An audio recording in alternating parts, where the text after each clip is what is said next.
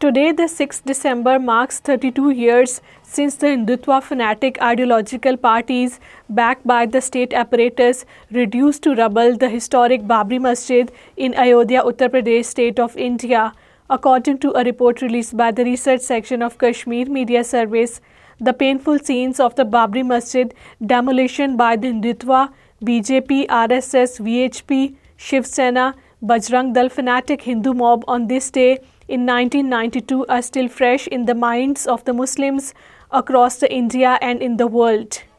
All parties Hurriyat Conference has denounced India's military approach on the Kashmir dispute, saying that Kashmir is a political issue which needs to be resolved through exercise of right to self-determination. APHC spokesman Advocate Abdul Rashid Minhas said the amalgam members in a meeting held in Srinagar said the precious sacrifices rendered by the Kashmiris have created a magnificent history. All parties Hurriyat Conference Azad Kashmir chapter has strongly condemned the demolition of the Babri Masjid.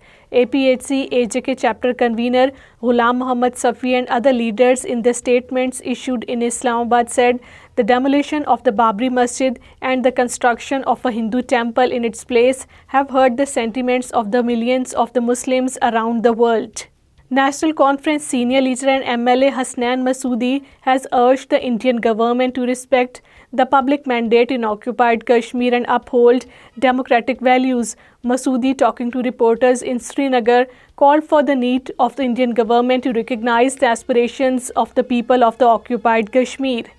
Indian authorities have targeted the properties of two other Kashmiris in the Baramulla and Shopian district. The Indian police establishment headed by the BJP's LG Manoj Sinha have attached a single-story residential house of Muhammad Subhan Khan in Nopora Kalan Supor area of the district under the black law.